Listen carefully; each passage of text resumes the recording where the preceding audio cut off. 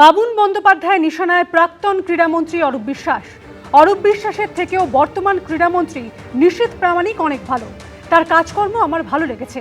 Bengal boxing অ্যাসোসিয়েশনের সচিব এবং হ্যান্ডবল সংস্থার প্রেসিডেন্টের পদ থেকে ইস্তফা বাবুন বন্দ্যোপাধ্যায়।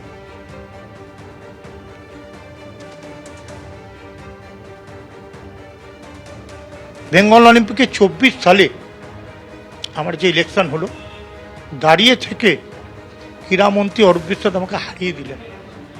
এটা আমার কাছে সবচেয়ে জঘন্যতম দিন গেছে। ক্রীড়ামন্ত্রী কেন করলেন?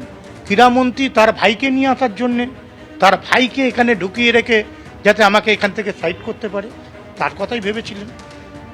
তারপরে সুজিত বোস, সেই 24 সালেই আমি হকির প্রেসিডেন্ট ছিলাম।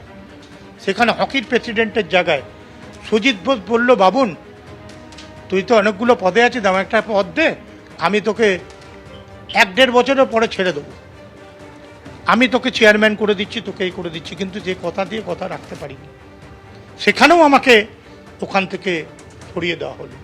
এই বরং খেলার জন্য একটা জিনিস করেছে, ক্ষুদিরামে কিছু ঘর ছিল, মানে অ্যাথলেটিক্সের ঘর, টেবিল টেনিসের ঘর, তাদের ঘরগুলো ভেঙে দিয়ে বলেছিল ঘর দেবে, কিছুই করেনি। ক্ষুদিরামকে সাজিয়ে প্লেয়ারদের জন্য বেঙ্গল অলিম্পিকের কিছু কাজ করবে বলেছিল, সেটাও করে দেয়নি। ইভেন এই যে এত বছর ধরে আমরা বেঙ্গল অলিম্পিকে এইটুকু ঘর নিয়ে বসে আছি, অলিম্পিক ভবন করবে বলেছিল, সেটাও করে দেয়নি। আমার মনে হয় এই সরকার করে দেবে।